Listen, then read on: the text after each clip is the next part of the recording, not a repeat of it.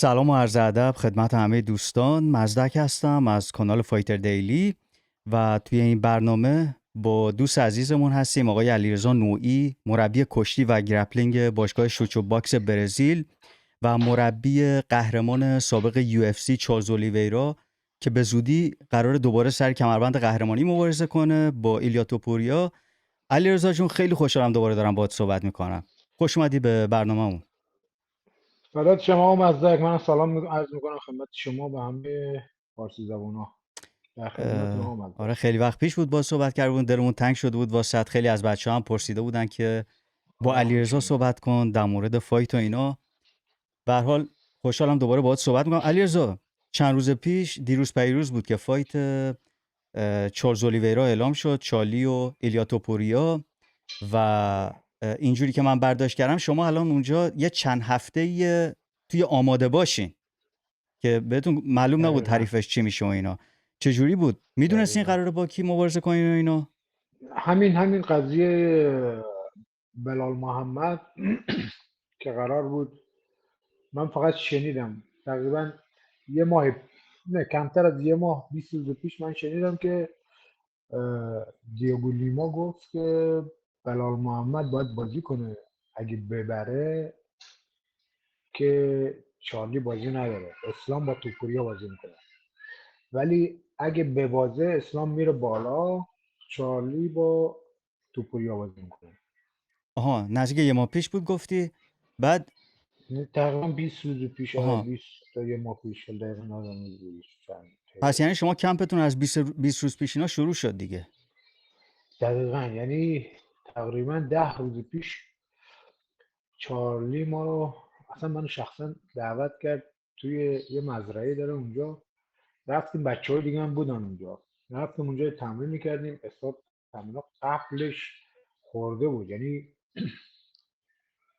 تقریبا، آره، قبل از اینکه مثلا اینو بگن، دیگو لیما اینو بگه که مثلا باید تکلیف بلال محمد روشن بشه، قبل از این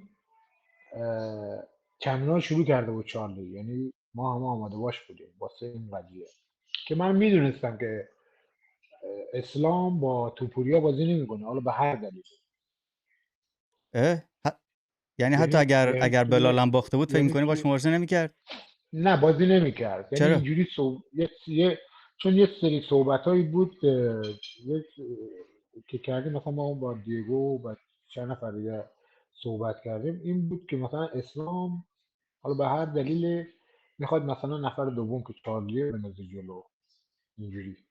آها، یعنی یا چالی اونا یا سیاستش گیچی. یکم بالاست. آره اینجا اینا فقط یه سیاست کاریه دیگه. حالا مثلا کسی مثل حبیب، اینا تو این کار بیشتر تجربه دارن، یعنی سیاستشون یعنی بالاست. فکر می‌کنی از البته این با قول معروف کتمتن اوناست و اونا تعیین میکنن که کی بازی کنه یا نکنه. یعنی فکر می‌کنی از این لحاظ که مثلا فکر می‌کردن فایت سختیه واسش یا چیز دیگه ای؟ حالا والا من سخت که خیلی سخته. آره این توپویا الان خیلی تو اوج دیگه. الان تقریبا 28 ساله است، بعد انگیزه بالا، بعد یه وزنم اومده بالا، وزن کمتر کم میکنه. خب این خودش یکم خطریه. از این لحاظ به نظر من اسلام کار خوبی میکنه، مثلا مثل جان جانس که با این حریف جدیدش بازی نمیکنه.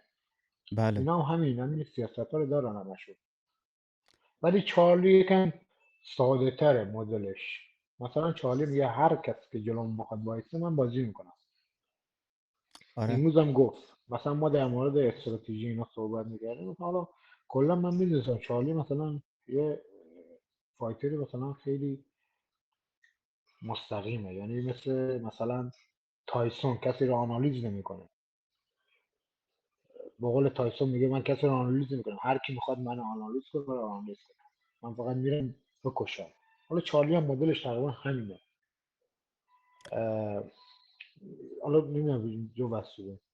قضیه این بود که ما تقریبا 80 سال میدونستیم چارلی باید مبارزه کنه با توپوریه. نه، اتفاقا خوبه داریم در مورد این چیزا صحبت می‌کنیم علیرضا.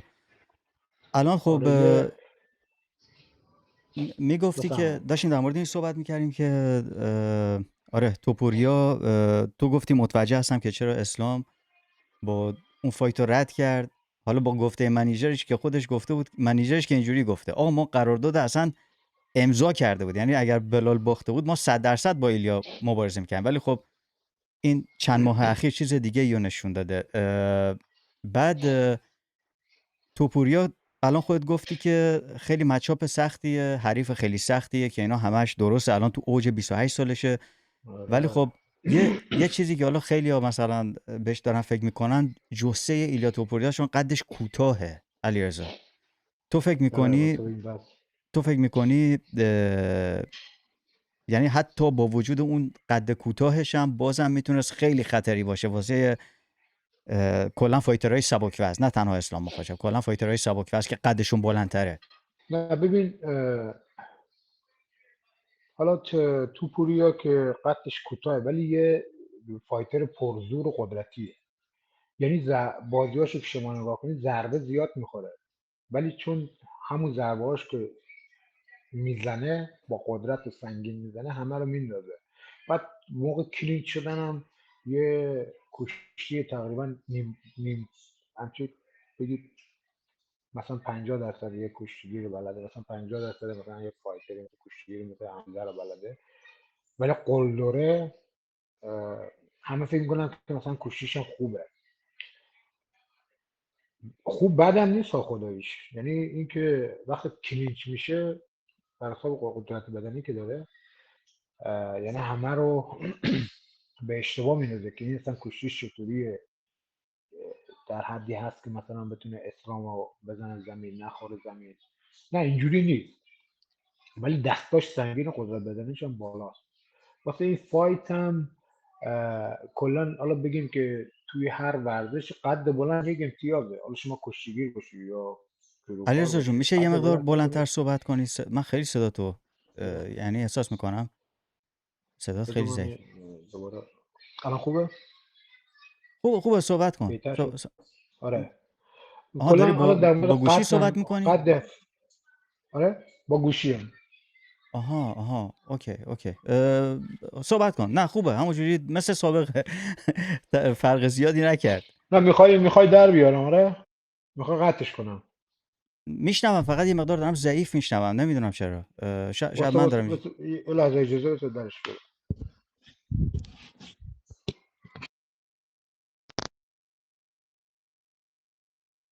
خب الان صحبت الان کن. خوبه؟ الان خیلی بهتر شد. الان آره چطور بگم؟ الان بهتر خ- شد. واسه من بهتر شد به هر حال. خب میگفتی، داشتی آره در خوب. مورد قد کوتاهش آره. میگفتی. مثلا قطع حالا مثلا تو شما میگه توپوریا قدش میگه که فایتری دیگه اکثرا هیچ کلا قد بالا. علیرضا الان دوباره صدا بد شد. الان خوبه؟ آره صدا خشخش اومد دوباره. خب الان ادامه بده. میگفتی. الان خوبه؟ آره حالا در مورد همین قد فایتر، کلا فایتر هر فایتری کشتیگیر حالا جلوکار باشه قدش که بلند باشه قد بلند یه امتیازه. توپوری هم تو این کار تو این و ام ام ای تو این وزن اکثر فایترها این وزن قدشون بلندتر از بله توپوریا فکر میکنه هم قد چاندلر باشه. آره آره آره این مثلا اگه طرف قدش کوتاه باشه خب شما میدونی که باید هم نزدیکتر باشه هم که نظر حریف خیلی ازش فاصله بگیره. بعد مدل توپوری هم یه حالت رو به جلویه، یعنی خیلی کم رو به عقب قدم برمی‌داره، خیلی کم مثلا میره رو به عقب ضربه هم نمیتونه خوب بزنه وقتی عقب میره. حالا ما اینا رو تو آنالیز گفتیم، یعنی یا حالتی که آنالیزش کردیم گفتیم اینا رو. خیلی فایده دیدنی میشه به هر حال. علیرضا حالا تو که من یادمه وقتی که با اسلام مخاچف چارلی فایت داشت خیلی روی تو تمرکز زیادی شده بود، چون که همه داشتن در مورد کشتی اون صحبت میکردن و حتی برنامه یو اف سی اومد تو رو گذاشت توی یکی از اون قسمتاش که آره مثلا یه مربی دارن، یه قسمتی از اون برنامه، یه برنامه دارن بهش میگن شمارش معکوس یو اف سی. بعد حتی شما رو هم یه قسمتی شو گذاشته بودن، حتی توی همون هفته یه فایت با ماخاچو هم باز با تو مصاحبه کردن که مثلا مربی کشتیش بودی و اینا.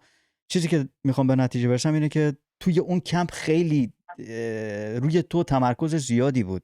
الان که با توپوریا بازی داره زیاد با چارلی تمرین میکنی یا مثل دفعه پیش با اسلام نیست؟ مثلا یه مقدار چارلی برنامه دیگه ای داره، تمرکزش مثلا بیشتر روی مویتا یا چیزای دیگه است.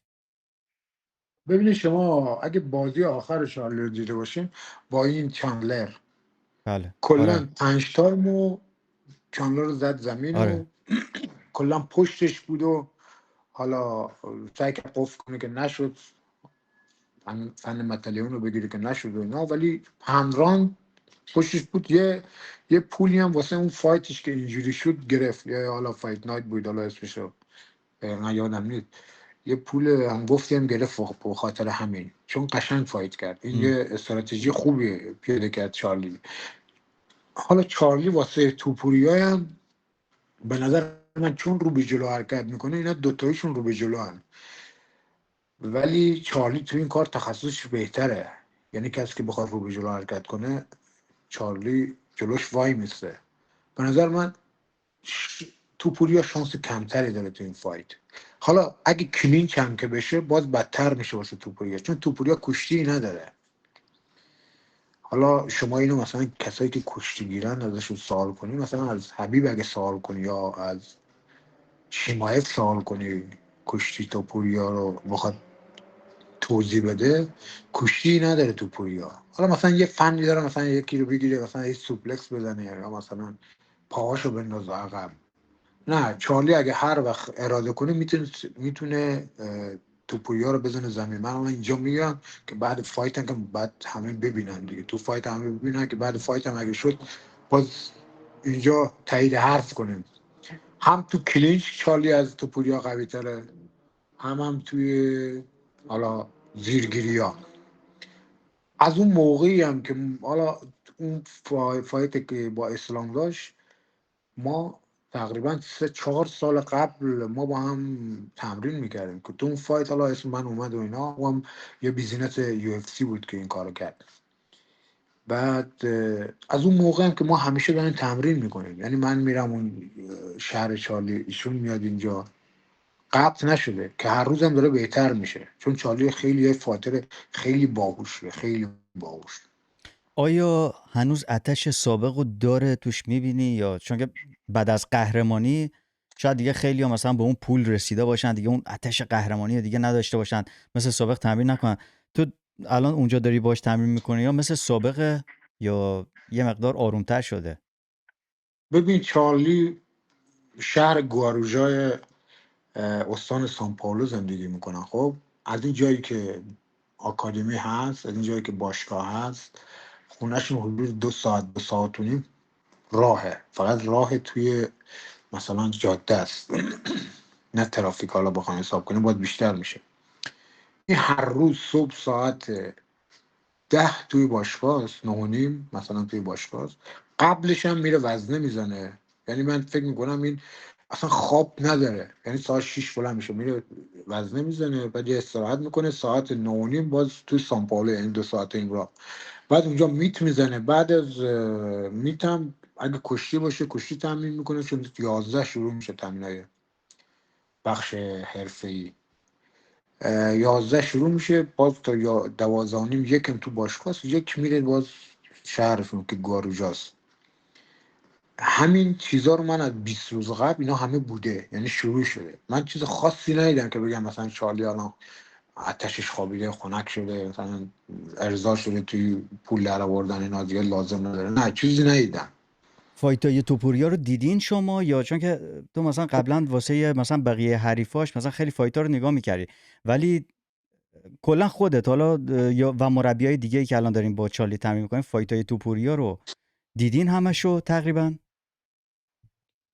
ببین من کلا چون مربیم، بعد توی باشگاهمون مثلا همین باشگاه شوچ باکس یه حدودی مثلا 60-70 تا فایتر دارن. بعد اصلا حالا من به فایت اینا و حریفای اینا زیاد این حریفای اینا کلا نگاه میکنم، آنالیز همش همه جوره، ولی من کلا روزی 4-5 ساعت فایت نگاه میکنم. یعنی آها. کلا هر فایتی بیاد از جوجیتسو کشتی نمیدونم جوجیتسو گی و نوگی و بعد ام ام ای و ایونت های مختلف و سازمان های مختلف همه رو نگاه میکنم، همه. آها. بعد مثلا توپوریا رو هر فایتش رو شاید مثلا بالای 7 بار دیدم، وجدانن. میدونم کجا ضعیفه کجا قویه، همه رو از اون 20 روز پیش تا همین الان، حتی همین امروز که ما با هم فایت داشتیم یه ویدیو هم گرفتم، حالا اگه دیده باشی گذاشتم واسه ایرانی‌ها، چون خیلی پیام میدادن میگفتن آقا از چالی ویدیو بگی واسه ایرانی‌ها صحبت کنم. من یه ویدیو هم گرفتم پست کردم تو اینستا، تا همین امروزم دیگه یه صحبتایی که لازم بود ما با چارلی انجام دادیم. گفتیم بابا این مثلا حالا توپوریا یه فایتر خیلی قلوریه ولی توی بحث کشتی و جوجیسو ضعیفه.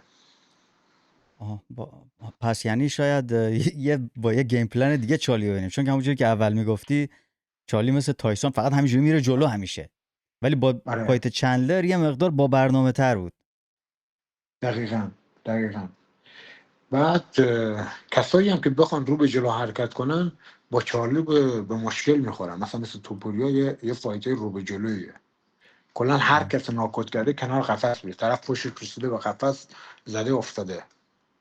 شما هر فایت آره. از توپوریا نگاه کنید همش همینجوریه، بعضیا که مثلا با پاهن برده با جریان فرق میکنن، ولی این مدل واسه چالی راحت تره چون چالی سریع کلینچ میشه، اونم یه حالتی میاد جلو که راحت میشه باش کلینچ شد، کلینچ هم بشه چالی میزنش زمین. به هر حال دوباره شانس قهرمان شدن رو داره چالی و توپوریا هم من فکر میکنم علیرضا 2 فایت دیگه بیشتر نداشته باشه. من فکر میکنم این بازنشست میشه الان، یعنی یعنی تمام. میخواد بازنشست شه خودش گفته، یعنی من نه، نشیدم من من برداشت میکنم، یعنی حاصله برداشت. نه، من اینجوری احساس میکنم چون که مثلا میخواد چیکار کنه، چند تا قله بزرگ رو فتح کرده، قهرمان شده، قهرمان وزن پایینتر شده، ولکانوفسکی رو زده، هالووی هم آره زده. بعد مثلا بیا مثلا اگه اینجا مثلا قهرمان بشه، حالا شاید هم نشه، اگر نشه امکان داره بیشتر مبارزه کنه، ولی اگر ببره من فکر میکنم شاید دیگه، یعنی میخواد بعد از اون با کی پولاشو جمع کرده توی سن کوچیک کم، خیلی پولاشو جمع کرد. دیدی چی نوشته توی البته منطقی هم از این چیزایی که شما میگی ها. اگه این کمربند این وزنم ببره که دیگه اصلا چیکار کنه دیگه، یعنی میخواد بره چه لازم قله نداره که فتح بخواد کنه؟ فایت کنه. آره چون کسایی هستن که بخواد مثلا چارلی رو ببره که همون نبگیره، بس خیلی کسایی دیگه هستن که بخوان جلوی توپویا راحت وایستن. آره، یعنی مثلا سوپر فایت میخواد، میدونی، از این کساییه که خیلی، آره آره یعنی فایت خیلی مهمی بهش بدن میاد، مثلا یه کانری رو بهش بدن یا آدم گندی رو بهش بدن میاد. آره ولی آره حالا دقیقاً. به هر حال ولی اصلا خوب شد فایتش به همین چارلی خورد. مثلا اگه به فایتش حالا اسلام که قبول نمیکرد، اگه فایتش به ساروکیان میخورد فایت قشنگی نمیشد. اصلا نباید با کس دیگه این کارو میکردم. ببین من خیلی خوشحالم واسه شما، واسه چارلی، ولی من میخواستم باید با مخاچف درستش میکردم. میدونی چرا؟ چون که فروش خیلی میره بالا علیرضا. اون فایتو همه میخواستم ببینم، ولی خب تیمشون قبول نمیکرد، قبول نکردن دیگه، همین تیم مخاچبینا اصلا قبول قبول نکرد. نکردم. اصلا یه ماه، اصلا یه تقریبا حدود 40 روز قبل بیشتر، حتی حالا یه ویدیو من دیدم که مثلا اسلام داشت وزنهای قدرتی میزد، وزن قدرتی. حالا فایترها که مثلا حالا وزن خودشون هم بازی میکنن میزنن، ولی مدل وزن زدن، مدل تمرین کردنش این بود که میخواد بره وزن بالا مسابقه بده، آها. یعنی 77 بازی کنن. از آها. قبل این مشخص بود. بعد ما این صحبت هم کردیم، من اصلا همه میدونستیم که چارلی باید مبارزه کنه با توپوریا، مهم. من ولی اصلا به خب یه یه چیز حالت فکر 100 نکرده بودم. درصدی نبود، یه حالت 100 درصدی نبود. کلا اینا سیاستشون توی ورزش بالاست، این آره، داغستانی‌ها وحشتناکن اصلا. بالاست. آره مثل بعد همین جون جونز که الان با این جدیده بازی نمیکنه. حالا ببین اگه این بازی کرد بازی نمیکنه، حالا مگه دیگه نه چطوری دیگه، بشه که نزدیک بشه حالتش بد بشه، بعد بخواد یه فایت با اون قبول کنه. فرق جان جونز و این داغستانیا میدونی چیه؟ جان جونز خیلی آشکار این کارو داره انجام میده، بی سیاست. یه جوری شده که اصلا همه الان دارن بهش حمله میکنن، ولی اونا یه جوری انجام میدن که اصلا کسی متوجه نمیشه. یعنی دقیقاً دقیقاً دقیقاً الان همین بازی هم همین بازی رو که از قبلم مشخص بود قبول نمیکنه. من بهتون قول میدم اگه بلال محمد این بازی رو میبرد بازم اسلام با بلال محمد حتی بازی میکرد. کار نداره، آها. یه سیاست کاری دیگه، آره یه آره دعوای آره، زرگری اون و یه امکانم دعوای وجود داره. زرگری و آره بابا یه دعوای زرگری و بعدش هم مسابقه.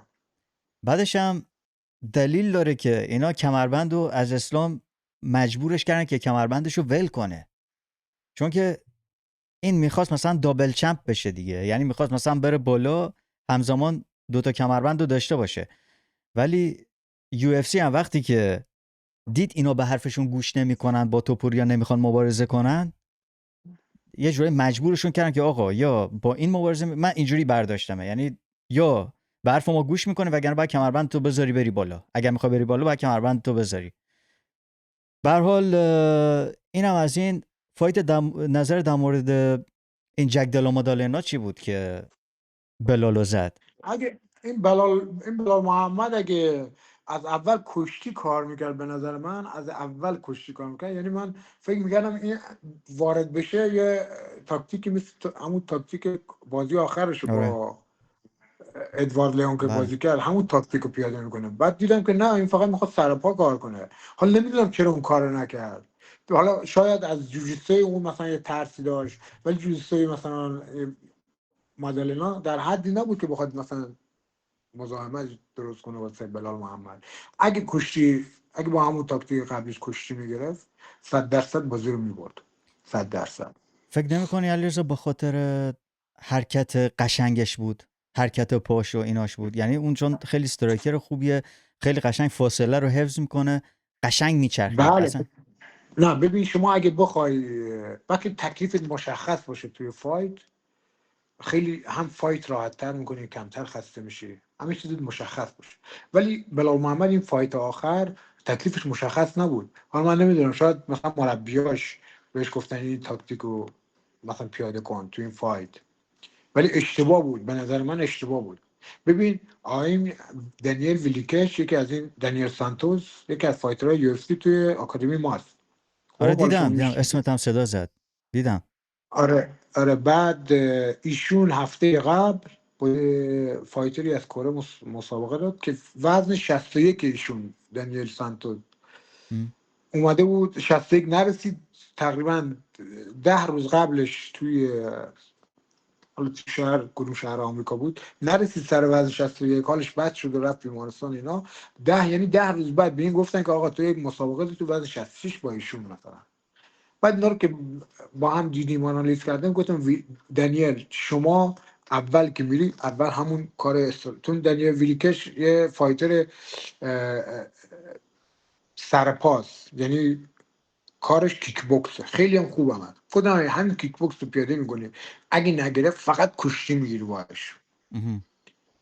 دیگه به حرف هیچ کی نکن، فقط کشتی میگیری باش. بازی هم تو کانادا بود، من نرفتم به خاطر یه سمینار داشتم اینجا، کلاس داشتم، یعنی قول داده بودم بسته بودن اینا، دیگه نمیشد اینا رو کنسل کنم، اگه نه 100% باش میرفتم دیگه. رفت اونجا کشتیش پیاده کرد، به قول شما حالا اسم ما رو برد و توی فایتاش بعد فایتش، یعنی اینو میخوام بگم توی آکادمی شوچ باکس، همین آکادمی که ما هستیم، کلا سطح کشتی فایترهای این آکادمی بالاتر از بقیه است. برزیل که هیچی، از خیلی آکادمی های توی آمریکا هم بهتره. یعنی اینا از این به بعد فایترهای این آکادمی اگه که بحث به کشتی بخورن هیچ مشکل ندارن، حالا از چارلی گرفته تا بیا پایین. که اینطور. بعد داشتیم در مورد، آره دیدم اسم تو صدا زد علیرضا، خیلی هم دمش گرم. بعد گفت حالا من که پرتغالی بلد نیستم ولی خب بریگادو رو بلدم، یا بریگادو علی اینجوری اومد گفت. آره گفت که من متشکرم از مربی کشتیم، این بردم فقط به خاطر اون بود، علی مثلا متشکرم اینجوری گفت. علی دمش گرم بریگادو بود. آره. مثل یه چارلز اولیویراییه که مثلا 4-5 لول بیاریش پایین. خوب میشه. خوب اون آره، یکی از جوون الان. امیدای آره کمربند توی باشگاه ما هست، همین دنیل سانتوس، معروف ویلیکچ. یکی اون، یکی هم آلان ناسیمنتو، آلان پروسو. اون 57 ولی البته یکی دیگه هم دارین که به نظر من اونم میتونه خوب بشه، اون تولیو، اونم هست دیگه ها، اونم تو باشگاهتونه. مارکون تولیو 84 خیلی هم خوبه، آره خیلی آره خوبه. آره، چه فایتی ببین بود فایت قبلی. آره کنتندر همه رو ناکوت کرد. الان این بازی آخرش هم که ناکوت کرد، خیلی خوبه. اونم یکی از امیدایی که به کمربند برسه. یعنی آره توی آنالیزایی که شده مثلا مارکو تولیو، ویلیکش، آلناتیمنتو، ما حدود 10 فایتر یو اف سی داریم. ببین مثلا چارلی، یانگری، دانیل، آلان، ارویز 5 تا. بعد او رولندو مال پروه. آره. اون یه دیگه تو اوچوا یو هم اف هست سی مال نیست پرو. البته، یا هست؟ یه بازی بستم واسهش آها. همین اسم چند وقت پرویه چی دیگه. بود گفتی؟ اسمش یادم رفت. رولندو بدایه. آره یه بدویا پروی دیگه بدویا هم آره. هست به نام اوچوا، اها. اون 57. اوچوا مال یه شما؟ بازی کرده باخته، ولی بازی اوچوا مال بله شما گفتی؟ آره اوچوا 57 یه بازی باخت. آره این بازی اون دومشه. نیاد. هفته دیگه فکر کنم توی آمریکا بازی داره، تو شهرش رو نمیدونم دقیقاً، لاس وگاس فکر کنم. آه. چند تا فایتر شما که فایتر زیاد دارین اونجا. آره عالیان. بعد خیلی فایترم. آره بعد میگفتی ایانگری من فکر میکنم هر وقت فایت بهش میدن میاد اونجا، یا در حالت عادی هم میاد، یا فقط وقتی که بهش فایت میدن میاد.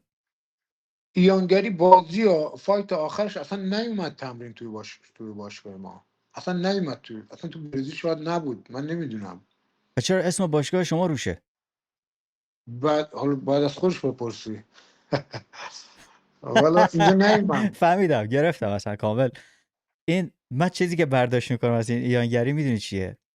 خودش همه کمپاشو خودش میچینه. امکان داره مثلا تو خونش باشه و مثلا آدما رو میاره با خودش، مثلا میره دستچین میکنه، مثلا میره دمیان مایا رو میاره با خودش یه گوشه، یا مثلا خودش تصمیم گیرنده است. یعنی اینجوری فکر نمی‌کنم مثلا از این کسایی باشه که مثل چارلی حالا مانند باشه.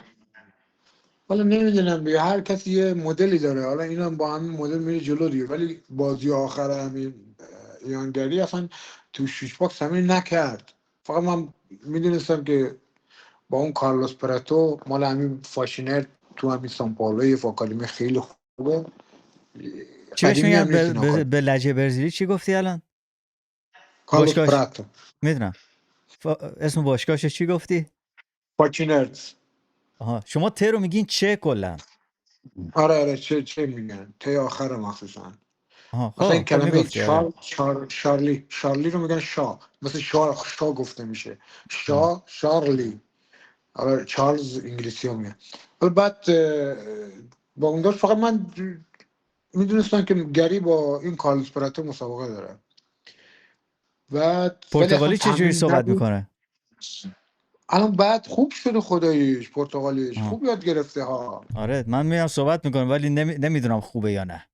نه یه چیزا رو اشتباه صحبت، یه چیز کلمات اشتباه میگه، ولی خوبه پرتغالیش خدایی. چون پرتغالی زبون سختیه. ولی خوب یاد گرفته به نظر من. البته خانومش برزیلیه دیگه. نمیدونم الان کجا اینا زندگی میکنن، کجا هستن. ایرلندن، سان پائولو هن. آها. اگه برزیل باشه فقط سان پائولوه. چون با جوجیستوش با دمه مایه است. دمه همین لاس باشگاه، بعضی وقتا میاد باشگاه ما. آها باشگاه داره تو همون سان پائولو؟ دمیا مایا؟ آره اسم باشگاهش دمه چیه؟ مایه باشگاه دمه مایه. آها. آره بعد اون که تا همه فایتاش تو کورنرش بوده. آره دیگه تقریبا همه رو بوده. فقط یه بار چارلی بود، باز دمه مایه نبود. بعد گفتن که ها دمه مایه چیز کار داشته، نه چی بوده، نتونسته بیاد. چارلی مثلا خب بگه میاد دیگه. بگه مثلا اونا با هم رفیقن، مثلا بگه چارلی بیا کارنر من بشی، خب چارلی که نمیگه نه، میاد دیگه. ولی خب آدم زرنگیه. نمیدونم نه یعنی من میگم آقا کسی که میخواد ببره کسی رو به عنوان کورنر، ببین مثلا اگه من بخوام کشتی بگیرم نمیرم حسن یزدانی رو بگم بیا کورنر من بشین، چون باید کورنر من باید تمرینامو ببینه من کجا ضعیفم کجا قویم، باید منو بشناسه، مدل منو بشناسه. بله. مثلا من نمیتونم برم بگم مثلا سعدالله بیاد کوچ من بشینه من برم فایت کنم. اون گری بیشتر به هم خاطر، ببخشید حالا حرفتو نمیدونم، قطع کردم. هر کسی یه مدلی داره بالاخره. آره مهم نیست اونا.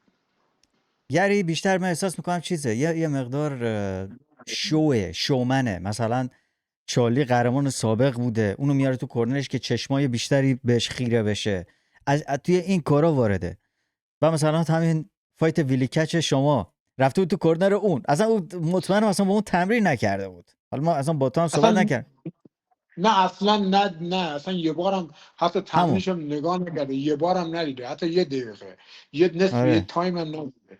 یه جوری داشت دنی بغلش میکرد ویلیکش، که من اصلا گفتم وای، اصلا 3 ساله داره باش تمرین میکنه. یه جوری داشت بغلش آره میکرد قبل که دنیل سانتوس کلا هر روز من خودم رو سرشم، یعنی 2 روز در هفته کشتیشو با من، روزای چهارشنبه که تمرین ام داره من میرم رو سرش، من رو باش هستم دیگه. یعنی کل تمرین امش من رو کنار با میستم بهش نگاه میکنم تمرینش رو، بعد از تایم استراحت با هم صحبت میکنیم، مثلا اینجوری کار کن اینجوری کار کن، حالا این کارو بکن این کارو بکن اینجوری کرد، همه پیچ خما رو بهش میگم.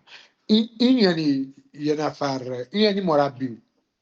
کسی که میخواد بره کورنر یکی بشینه باید کاملا کاملا باید فایتر رو بشناسه، یعنی هر کاری که اون کرد باید بفهمه که اون خسته شده نشده، خوبه بده چی میخواد. آره اون که بیشتر اصلا فقط گری واسه شو بود. آره گری اصلا توی تمرین های ویلیکش هم حتی نمیدونم تو سامپالو نبوده اصلا، نه خیلی وقت ندیدمش. به هر حال الان یکی از فایترهای معروف ولترویت معروفه دیگه. این نچسب بازی آره کاری که بابا، داره انجام آره نه میده آره این رفته رو مخ خیلیا، ولی خب این کاری کرده که مردم بیشتر بخوام فایتاشو ببینن. الان اینقدر آره خوبه. بلد سر و صدا کنه، حتی با کارهای عجیب غریب. میدونی که واسه فایتش با میدونی که داستان کانادا چی بود اصلا، چرا اونجا بوده اینا؟ نه نمیدونم چی بود. خب این فایتر بکاپ بود، فایتر ذخیره فایت بلال و دلامادالنا بود. یعنی مثلا اگر یکی مصدوم بشه این مثلا بیاد جاشون. آه خب این رفته بود. نمیدونستم. بعد بعضی وقتا یو اف سی به اینا یه پول کمی میده، مثلا میگه تو بیا اونجا فقط سر وزن برس. این تمام شغلش اینه که کار اون شبش اینه که بیاد اون شب سر وزن برسه، بره رو ترازو. وقتی که سر وزن قهرمانی رسید بهش، بعد دیگه اگه مثلا اتفاقی افتاد که مثلا این میاد مثلا جایگزین میکنه، اگر اتفاقی نیفتاد بهش یه پولی میدم میره کنار که مثلا اومده اونجا. بعد این چون که اونجا بود، بعد حالا مثلا بچهای شما هم اونجا بودن، اینم از اون فرصت استفاده کرد که بیاد اونجا یه دوباره، چون که اون از دوربین هیچ زمانی دوری نمیکنه، هر جا دوربین باشه اینا باید باشه. به هر حال اومد اونجا یه خودشو نشون داد و اینا. و هفته قبلش هم که یه فایت خیلی نزدیکی داشت مقابل همون کارلوس پراتس، یعنی نزدیک بود ببازه همون ثانیه‌های آخر. داشتی در مورد اون آره. باشگاه اونا کدوماشون رو میشناسی؟ باشگاه فایتینگ نردز. همشون رو میشناسم، همشون، از صاحب باشگاه، مربی، لیدر، نمیدونم از ببین کایبالیو. من روزای اولی که ام رو شروع کردم اینجا دیگه آکادمی بود، بعضی وقتا با همون پابلو، همون مربیشون پابلو، همون لاغره، می اومدن تو اون باشگاه به نام 011 بود اون باشگاه. من رو تمیدم اینا می اومدن، 2 نفر باهاش بودن، یکیش همین آقای کایبالیو بود. می اومدن دوستان، ما از خیلی قدیم از سال 2016 مثلا همون میشناسیم ما. بعد تو اون باشگاه ماوریس روفی بود، تو اون باشگاه بود 011، ما با هم تمرین کردیم زیاد اون که موقع مثلا در بچه حد بود سه دیگه چهار ها، بار اون موقع یعنی خیلی جوان‌تر بود. یکم جوان‌تر بود، ما در حد 3-4 بار با هم تمرین کردیم در این حد. و دیگه اون ژیان سیلوا. جیان سیلوا هم که اینجا دیگه فالتر سان پائولو بود دیگه، منم اینجا تقریبا توی وضع بازی میکردیم. ایشون تو همین یه سازمانی بود که منم اونجا قرارداد بستم، فایت میکردیم اینا. مثلا یه فایت هم حالا مثلا قرار بود به هم بخوریم و بعد نخوردیم و اینا، یعنی میشناسیم همو. بعد کارلوس پراتو رو ما هم با هم میشناسیم، چون ما مثلا توی یه سازمان مثلا با هم فایت کردیم. حالا با هم نه، مثلا توی سازمان بودیم، مثلا اون وزن 77 من 70 تا و بقیهشون، یعنی در حدی که حالا اون میدونه من مربی شوت باکسم و فایترم و مثلا اینا، منم میدونم که مثلا فایتر مایتای بوده و الان هم MMA شروع کرده و 6 تا 6 تا نوکوت داشته قبل از UFC.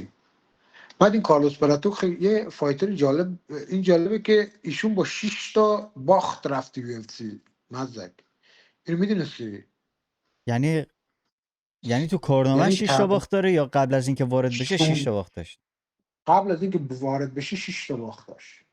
راست میگی؟ ولی خیلی خوب، ولی تو UFC خیلی خوب ظاهر شد. قبل از کانتندر سیریز نه چند تا برد داشت علیرضا. تو کارنامه‌اش کلا نه آره. نه نه درسته، نه قبل از UFC خیلی ها ناکوت کرد، ولی قبلش یعنی کل آره. شرداگ 6 باخت بود. حالا آره 6 آره. 16 بود، نمیدونم 6، نمیدونم 6 الان چند بود. 21 هفته با اون باخت گری شد 7. 6 تا باخت آره. الان با شده 7.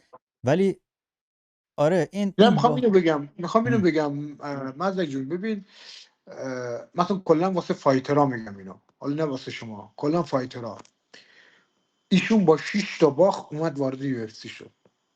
پس این فایترها اگه یه باخت دادن، دو باخت دادن، یعنی ناامید نشن، یعنی فقط سعی کنن بهترین خودشون باشن. اگه بهترین خودشون باشن یعنی ناکوت کنن یا مثلا سابشن کنن یا یه طوری ببرن که مردم دوست داشته باشن، اون صاحب سازمان دوست داشته باشه، یعنی خیلی از سازمان‌های بزرگ مثل UFC میگیردشون. بسته بی نیست که مثلا طرف 10-0 باشه، یا روسا رو میبینی فقط با این آدمای ضعیف بازی میکنن که مثلا شرداکشون 0 باشه و مثلا 10-0 9-0 برن تو UFC. ولی اصلا مهم نیست اینا. یعنی میخوام بگم ایشون با 6 تا باخت رفت تو UFC. آره بعد حیف شد خودش. من دوست داشتم ببره چون که اگر اینو برده بود دیگه میشد کانتندر دیگه میشد یکی از اون مدعیا. ولی خب آره متاسفانه خیلی خوبه. نمیدونم. نه فایتشو دیدی اون ثانیه‌های آخر علیرضا؟ دیگه. فکر میکنیم باید بهتر عمل میکرد؟ فکر میکنین نفسش تموم شد به خاطر حالا خیلی تمرکز بود رو سیگار کشیدنش و این حرفا؟ ولی توی اون نه ایونت فکر میکنی نفسش تموم شد یا نظرت چی بود در ببین مورد اون کلا، ثانیه های پایانی؟ حالا در مورد ثانیه‌های پایانی اگه بخوایم صحبت کنیم، اینه که هر کس تقریبا هر فایتر دیگه مون بود اونجا تموم میکرد کار رو، یعنی ناکود میکرد گری رو. خب چون چرا گری هم اینجوری نشد؟ واقعا هم روش فشار بود، هم که دیگه گیج شد، دو تا ضربه خورده کلا. داورم یه لحظه رفت جلو بازی رو نگه داره. آره بعد خود کارلوس پراتو وایستاد. ولی دیگه حالا خاص خدا بوده، چی بگیم، ما ایرانی‌ها میگیم خدا خواسته. ولی خوب آره بازی کرد گری، خیلی خوب بازی کرد. آره خیلی خوب گری بود تا خیلی اون خوب بازی کرد. آخراش فقط. آره همون تا اما آخرش، یعنی تایم آخر که شروع شد من دوستان گفتن که گری نباید بره زیر بگیره، چون میدونستم که گری بلد نیست این کارو. بعد کارلوس براتو هم یه حالت کنده مثلا اینجوری قلط میداد گری رو. یه بار این کارو کرد، بعد گری مثلا حالا در اومد چون بدنش سالتر بود. تایم آخر که شروع رفتم واسه استراحت، من دوستان گفتن گری اگه بره زیر بگیره باخته. آقا یه زیر گرفت اونم قلطش داد و بعد اومد رو و دو تا ضربه خورد و نزدیک بود ببازه بازی رو دیگه تقریبا. یعنی خیلی کم بود، خدا کمکش کرد واقعا.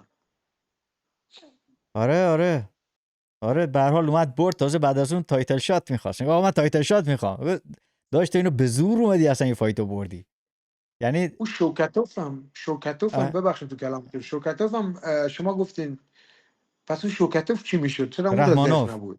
شفکت رحمانوف. ببخشید شوکت رحمانوف. آره آره اون جالبش اینه که اون زانوش آسیب دیده. اصلا توی اون فایتش با گری هم میگفتن، خودش میگفت من زانوم آسیب دیده بود. همین ACL باشه، رباط زانوش پاره شده. بعد هیچی با گری مبارزه کرد، خیلی فایتشون رو که دیدی. بعد از اون تیم شفکت رحمانوف اومد گفتن که آقا این زانوش یه مقدار آسیب دیده بوده، به خاطر همین بوده که مثلا یه فایتش خیلی جالب نشد مقابل گری.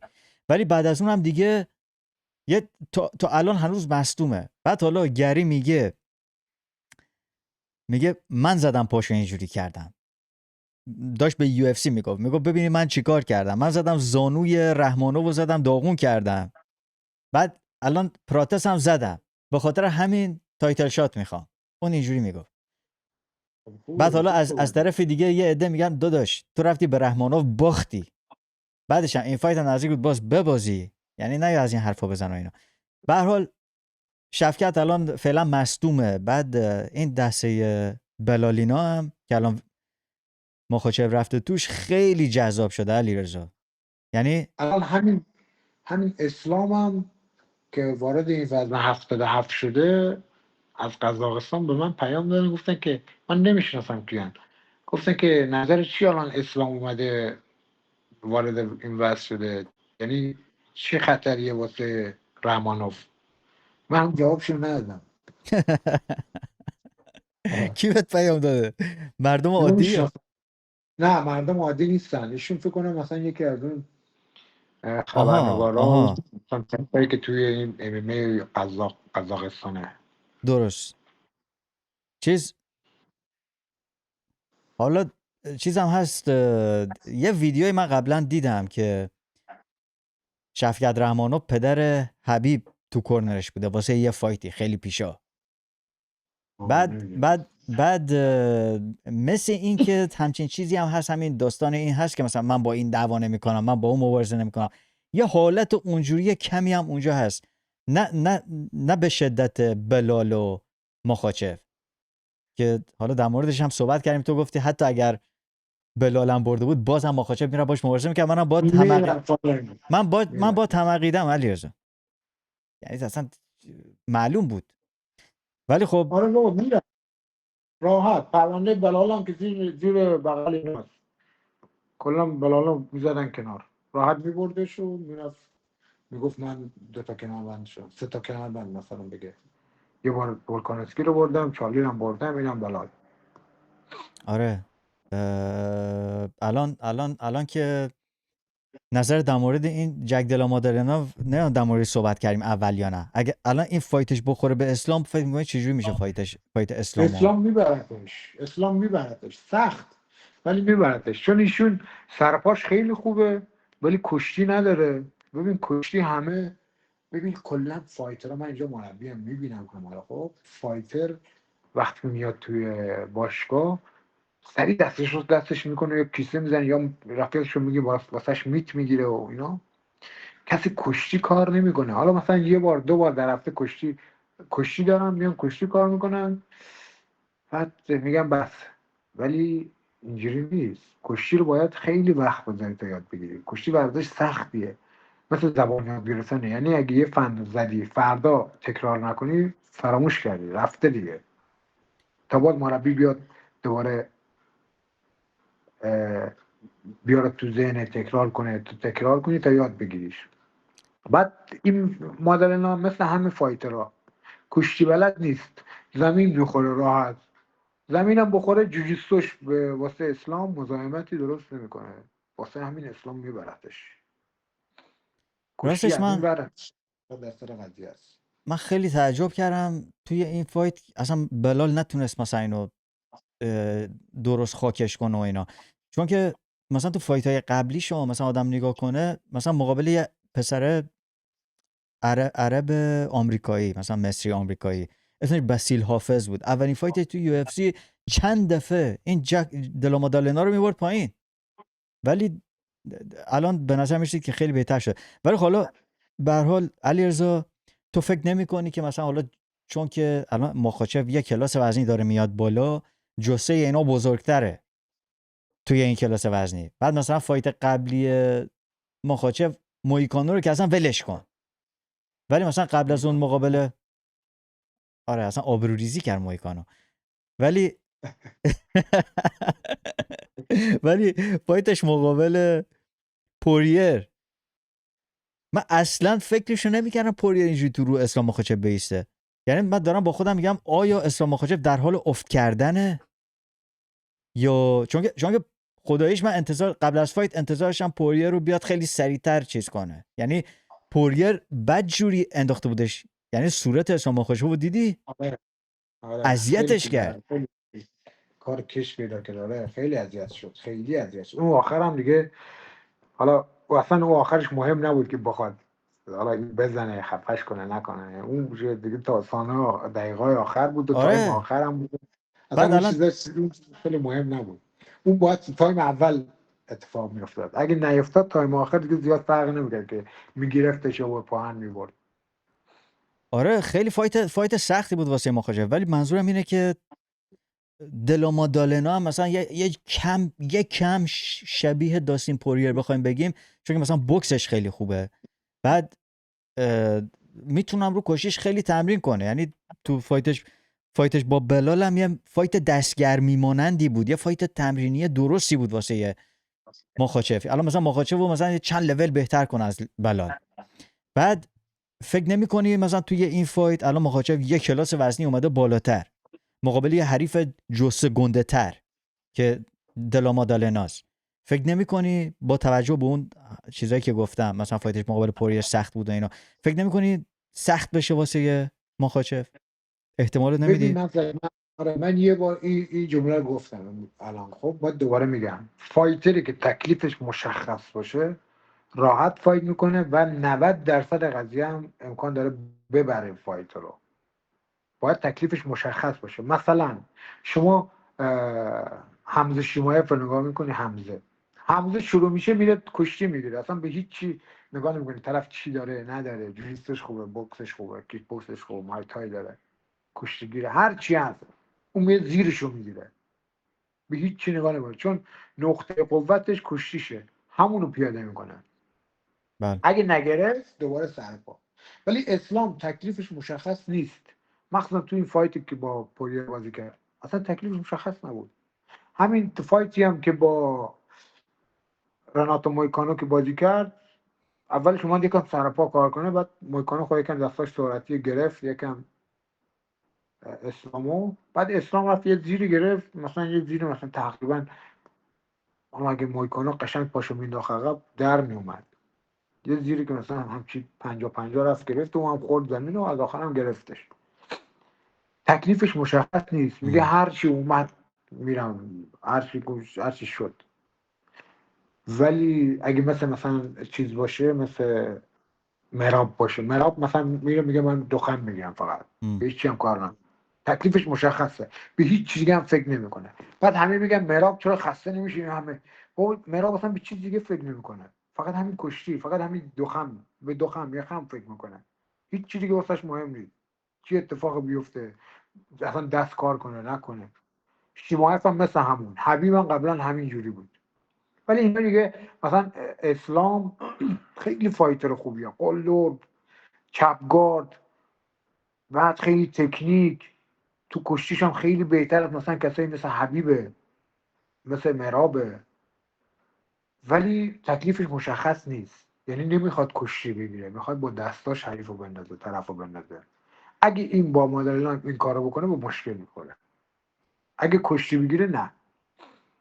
نه خب همونجوری که خودت میگه همین، فکر کنم تا منظورت همین بود دریازه، نقطه قوتش همین، یعنی میتونه خودش رو تطبیق بده با شرایط فایت. مثلا اونجا داره چیز میکنه یا میبینه اونجا امکان داره خطری بشه، بهتره مثلا یه کار دیگه کنم.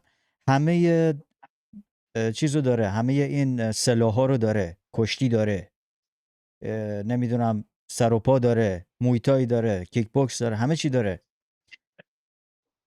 ببین کشتی رو وقتی میگیم کشتی، حالا سلاح کشتی، کلا کشتی وقتی میاد وارد کلا این ورزش های MMA، کشتی فقط تغییرش داده، وگرنه کیک بوکس ورزش کیک بوکس، فقط کشتی میاد عوضش میکنه. و بحث جوستن که کلا تو خاکه، یعنی کشتی اینا همه رو اون وسط کشتی، کسی که کشتی میگیره اون انتخاب میکنه سرپاک بازی کنه یا تو خاک. این کشتی یعنی این، واسه همینه که خطریه، واسه همینه که شما اگه کشتی کشتی بلد بشه، یه نفر که مثلا قهرمان بوکس و کیک بوکس باشه بزنش زمین، دیگه هر چی بلده باید بنازه اونور. چی داری تو خاک که بلند شی، کشتی بگیر بلند شو، یا کشتی بگیر نخور زمین. آره خیلی مهمه. کشتیگیر انتخاب میکنه کجا مبارزه کنه، سر پا یا تو خاک. پس در نهایت اینو من به میگی جوانیان گفتم، آره به بچه‌هام همه به همشون گفتم این کشتی خیلی مهمه. اگه کسی سر پا بخواد کار کنه، خب اگه میخوای سر پا کار کنی که خب هیچ برو سر پا کار. ولی اگه کشتی گرفتی کلا پرونده طرفون. کشتی هم یه چیزی که داره، ببین شما وقتی که مراب کشتی داره تو تمریناش کشتی میگیره، بعد میاد توی فایتاش هم کشتی کار میکنه، خسته نمیشه. چرا؟ چون این کار قبلا هی داره انجام میده هر روز. حریفش سر تایم که شروع میشه، تایم اول دوم خوبه، یعنی سرحاله. از وسطای تایم دوم خسته میشه، کیفیتش میاد پایین. بعد مراب مثلا با دستاش بعضی وقتا میزنه طرفو. چون وقتی که تایم اول کشتی میگیره طرف، مراب کشتی میگیره یا شیمایف کشتی میگیره با طرف تایم اول، شیمایف که خسته نمیشه چون کارشونه، هر روز داره انجام میده. ولی حریفش به این کار عادت نداره، خسته میشه. بعد که سر پا میشن، تایم دوم شروع میشه، کیفیتش میاد پایین. اونجا آماده ای که مش بخوره. نخورد دوباره چرا باید چرا کشتی. چرا عمر چون خسته شد؟ کیفیت عمر مثل مراب کشتی نمیگیره. بازم تو عمر باشگاه کارش، حبیبیناس اونم خیلی چیزن. آره بله، ولی 50% تمرکزش همیشه رو سر پاشه عمر. ولی مراب فقط کشتی میگیره، به هیچ کار نداره. 5 راند فقط کشتی میگیره، فقط دو خم. خیلی هم سخته، خیلی هم سخته. شما به یک کشتیگیر که حالا اصلا سطحش هم بالا بشه بگو 25 دقیقه دو خم بگیره از نفر، حالت مرور فنش هم سخته. آره کیفیت اومد پایین، بازی رو باخت. آره مهراب که اصلا یه شوشه اضافه داره اون لامصب. بعد تازه مریض هم بود واسه فایتش با عمر، یعنی سرما خورده بود. مراب آره بعد از فایت تازه بینیش شروع کرد چی میگن، بینیش آبریزش. آره آبریزش کرد. تازه بعد از فایت اون آبریزش و بینی شروع شد. یعنی گلو درد اینا داشته واسه اون فایت. یعنی فکر کنم مثلا با سالم می بود دیگه، چه بلای سر عمر آره باز می آورد. الان فایتش خیلی با خوب، اوملی فکر میکنی چجوری بشه؟ فایت دومش دوباره میبرتش. فکر نمیکنی اوملی مثلا تمرین چیز کرده باشه؟ چون یه مرتبه قبلا با هم مبارزه کردن، فکر نمیکنی مثلا کاری کرده باشه که بتونه اگه جلوگیری مراب کنه؟ همون مراب قدیم باشه میبرتش. نه اونو همه رو میبره. سنش هم یواش یواش داره میره بالا آخه.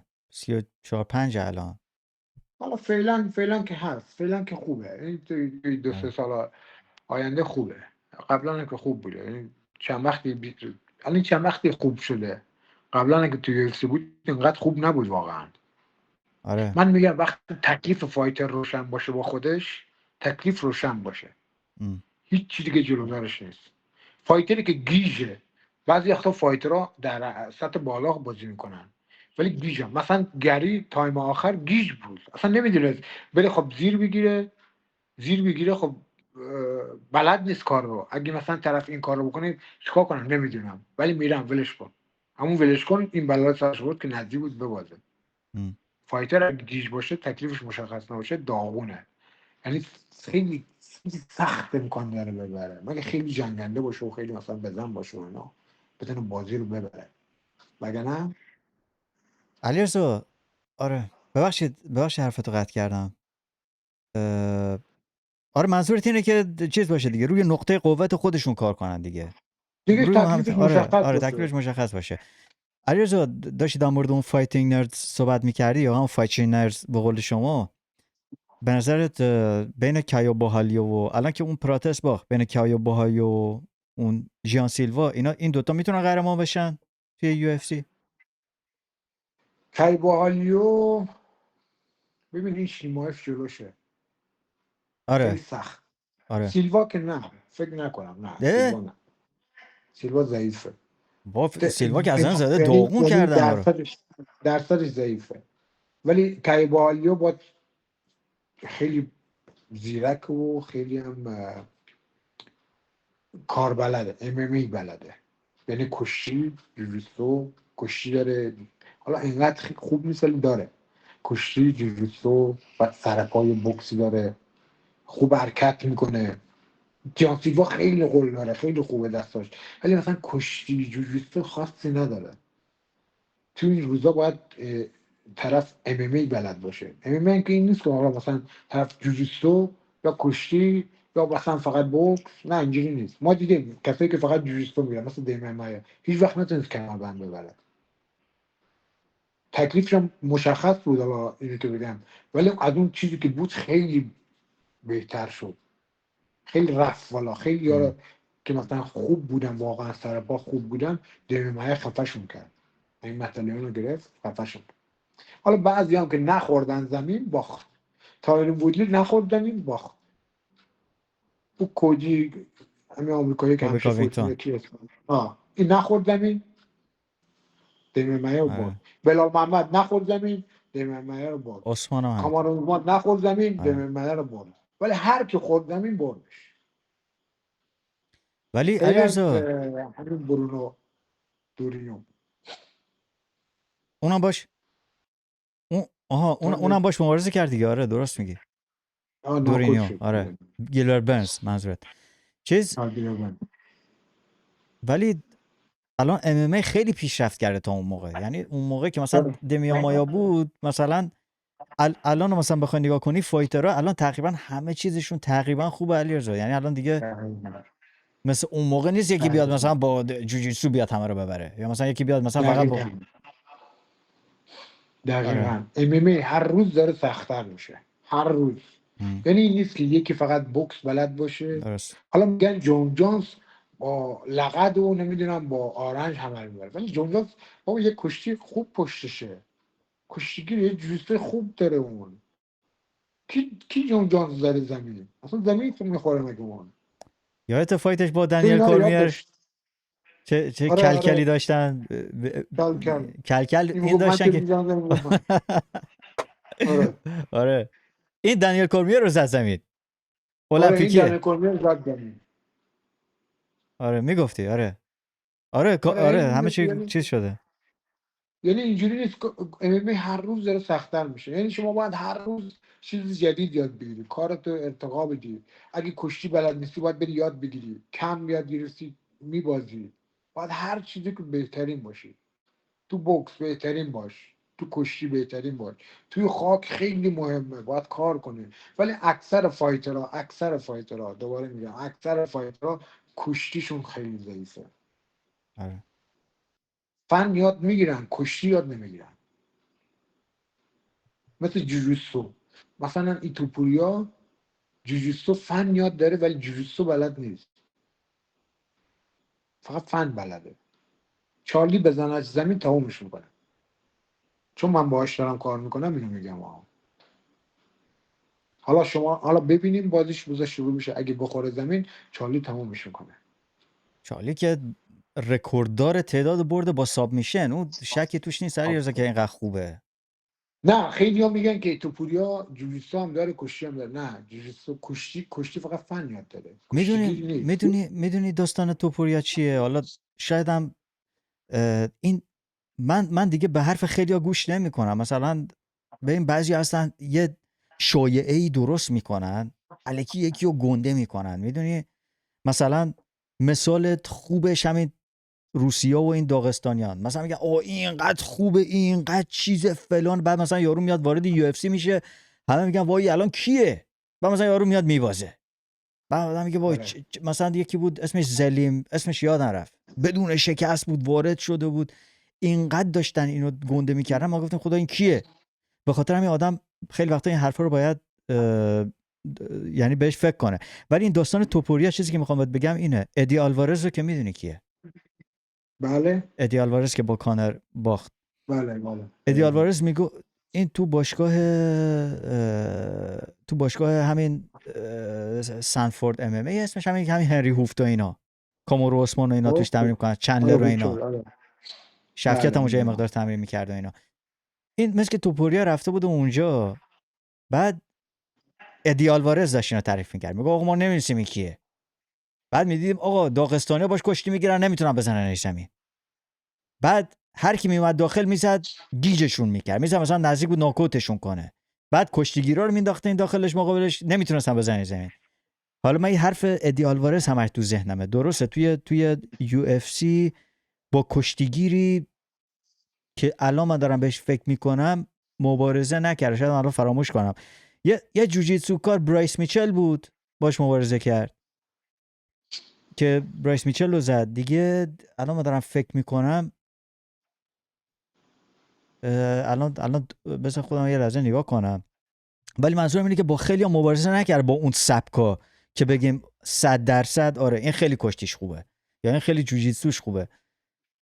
به خاطر همین نمیدونم، کشتیش ببین فقط من شایعه اینو شد. میگم، اصلا من به داغستانی ها اینا اصلا کاری ندارم. خب فقط اینو میخوام بگم که داغستانی ها وقتی کشتی کار میکنن خوبن، ولی تو ام فقط حبیب خوبه، فقط شیمایف خوبه. خیلی ها هستن با کشتی میرسن خوب نیستن تو ام هم خیلی ها رو میشناسم اینجا هم اومدن بله تو کشتی میگیرن کنار دیوار خوبن، ولی کشتی ام بلد نیستن. حالا اینو میخوام بگم که چارلی کلینچ بشه باهاش میزنتش زمین، این 100%، 99 نمیگم 100% میزنتش زمین. آره منم الان چون ما دارم داریم نگاه میکنم ما و داریم اصلا ما داریم با هم کار میکنیم. حالا نمیخوام بگم من اینجوری، نه، چیزی که ما کار کردیم اون پیاده میکنه 100%. چون من به کارم اطمینان دارم، به چارلی هم که 100% اطمینان دارم. پس حالا شاید هم نخوای بگی ولی خب الان داری یعنی روی چیزای دیگه هم کار میکنی که یعنی با یه گیم پلن درست حسابی این دفعه چالی بیاد. اینجوری مثل همیشه نباشه که مثلا فقط کلا رو بندازه پایین بره جلو فقط واسه تموم کردن حریف. با برنامه است این دفعه، مثل فایتش با چندر. دقیقاً که اونم میدونه که چارلی تغییر کرده، تو پوریا اون آها قضیه رو 100% میدونه. آره. دیگه خیلی طبیعیه که چارلی مثلا حواسش جمعه، بیشتر جمعه، مثل تانک نمیاد جلو. دیدی که چی گفته چی؟ توپوریا دیدی چی گفته؟ چی, چی چی گفته؟ گفتی؟ از چالی معذرت خواهی کرده، گفته پیشا پیش ازت عذرخواهی میکنم که قرار شنیدم. که بزنم تو اینا. ولی خب الان چون که مخاچف یه جورایی فرار کرده الان من الان تو باید بیای تاوون پس بدی، یه حالت اینجوری. آره یه ویدیوش دیدم امروز بهم نشون دادن، اسپانیول صحبت میکرد. حالا منم اسپانیول کم و بیش میفهمم، بله چارلی هم بلده که م. یعنی حالا خیلی 100% نیست ولی میتونن اینا با هم صحبت کنن، مثلا حالا توپوریا و آه. چارلی اسپانیول. چون اسپانیول تقریبا نزدیک پرتغالیه دیگه، پرتغیز اسپانیول یه تقریبا نزدیک کلکلی هم هم. بینشون بود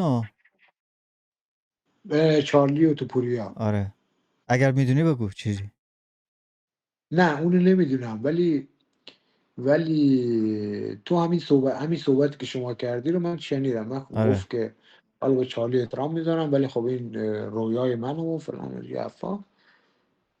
بعد امروز هم به چارلی هم نشون دادم، گفتن چی میگی؟ بعد دیگه خندیدیم دیگه چی. آها اوکی. چالی که خداییش حتی فایتش با ساروکیان هم خوب بود. یعنی اون هم خیلی سپلیت بود. یعنی اونم نزدیک بود ببره، خیلی نزدیک بود فایته. گفت من تایم اول و آخر رو بردم. بعد گفتم چارلی ول کن، بعد اینا رو یه طوری ببری که حرفی بینش آره نباشه. آره آره حالا طرف یکم به قول کشتیگیر یکم چیز بود، یعنی لجن بود. ساروکیان یکم لجن بود، فایتره، یعنی یه ماش میزنه بعد میره کشتی میگیره، بعد تو خاک کاری هم نمیتونه بکنه، فقط حریف رو نگه میداره اینا. همینجوری با چالیو. ولی آره دیگه همینجوری دیگه با همین کارا. ولی چارلی با توپوریا جریانش فرق میکنه، آره آره آره نه خیلی خیلی فرق. خطرناکه چالی که اصلا واقعا مثل یه مار سمی لامصب. واقعا خوبه. حالا توپوریا هم خیلی خوبه، هم گفتم جوون، انگیزه داره، الان رو بورس، رو قلتک داره، یعنی عمل رو درو کرده دیگه، از چند تا فایت عقبش الان بدون باخته.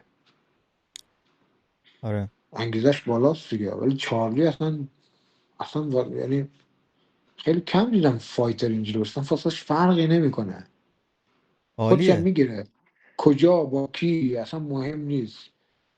تمپو هوی تمپو تودو اینا هر هی کسی، میگه دیدی، هر کی هر جا معنیش این میشه. هر کی هر جا هر موقعی وقت بد باشه خوب باشه، راستی واقعا هم علیرضا، همینطوریه.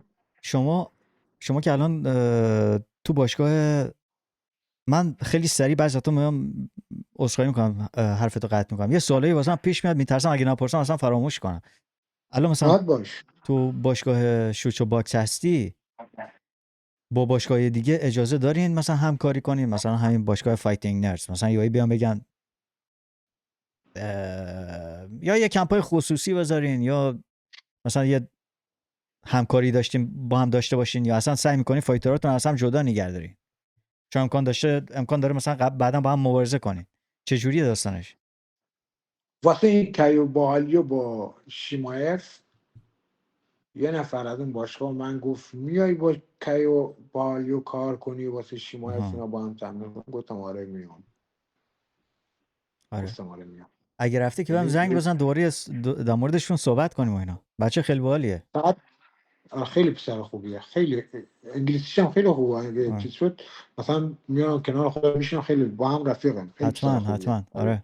ما رو هم داره فالو میکنه، تو فایتر دیلی هم فالو میکنه. جدی آره. چقدر خوب، خیلی پسر خوبیه کایو، خیلی پسر خوبیه. بعد دیگه که بازیشون کنسل شد دیگه. حالا که باز شیماهه با این پسر دوپلس ام. میخواد بازی کنه. نظر چیه؟ دوپلسی خیلی سخته. نه خب اگه همزد ببره به نظر من بهتره واسه میبره. آره. راحت دوپلسی آخه میبره. سخته علیرضا، یعنی فکر میکنی همون بلا رو سر دوپلسی میاره تو راند یک؟ می... همون بلا همون کارو میکنه. همون کارو میکنه. چون کشتی یه چیز دیگه است. حالا میگم تکلیف مشخصه. حمزه از اون کسایی که تکلیفش مشخصه، ام. یعنی به هیچ امیدوارم چیز دیگه ببره. فکر نمیکنه، فقط کشتیش. یعنی به هیچ چیز دیگه فکر نمیکنه. حالا منم که طرفدار حمزه هم خودش. ببره بالتر میشه یو اف سی، یعنی میشه گفت خیلی ستاره بزرگی میشه. الان اون ستاره رو یو اف سی نداره. جان جونز که مبارزه نمیکنه. بعد ولی اگه ببره میشه سه تا کمربند مال داغستانه. اشکال نداره، این از اون داغستانیانی، اون چچنه، این با اونا دعوا کرده. حالا کاری به اون ندارم. نه من میدونی از چیش خوشم میاد؟ باند بازی و اینا نداره همزد. باند بازی و آره اینا یکم نداره، ساده یعنی تره. تناس. من ادابازی هم نداره. نه، تناس یه جوری لشکر تک نفره است علیرضا. تازه چی؟ تازه براش سخت‌تر هم میکنن. یعنی الان مثلا اون قدیروف، اون رئیس چچن و اینا، اون سردستشون، اون ژنرال پوتین، یکی از رمضان قدیروف، رهبر چچن، آره اون بله. اون یه جورایی دست گذاشته رو همزت، یه جورایی واسهش مشکل هم بیشتر درست کرده، باعث شده بود یه زمانی بهش ویزا ندن. بعد همش بچه‌هاشو که مثلا بندازه جلو دوربین، بچه‌هاش همینجوری هول میده تو تیم همزت. فایت قبلی همزت 2 تا پسرش تو کورنر همزت بودن. همین الان خودت گفتی من اگه برم یه جای مبارزه کنم، یه مربی درست حسابی، کسی که بازیمو دیده، کسی که چند ماه بام تمرین کرده رو میخوام ببرم با خودم. این 2 تا دقیقاً. بچه قدیروف چی دارن مثلا به همزت بدن؟ چیزی که اینجا میخوام بهت بگم اینه که همزت که نمیتونه به اون بگه نمیام و اینو، اون آدم خطرناکیه. بعد تازه همزت تنهایی میگن موش نمیرفت تو سوراخ جارو میبست به دنبش. الان اون خودش مثلا آمریکا راش نمیدن و الان این 2 تا بچه قدیروف همینجوری دنبالش. تازه اینا الان که به همزت ویزا دادن قراره تو آمریکا مبارزه کنه، ولی فایت قبلیش با ویتیکر 2 تا از پسرای قدیروف تو کورنرش بودن. جدی؟ والا نه. لباساشون بعدش داشت تمرین میکردن. حالا حداقل یکیشون، من فکر کنم 2 تاییشون، چون بعد از اون هم با هم میرقصیدن و اینا، ولی حداقل همیشه یکیشون هست. الان اون یکیشون هم یکم بزرگتر شده، فکر میکنم سنش کم بوده، الان مثلا شده 17 18 اینا، شاید اونم گذاشتن بیاد، خدا میدونه. ولی میگم همزد یه نفریه، از اینش خوشم میاد. میدونی مثل حبیبینا کارشون هم خیلی درسته، ولی یه تیمن علیرضا، یه تیمن تو همه چی، یه تیمن.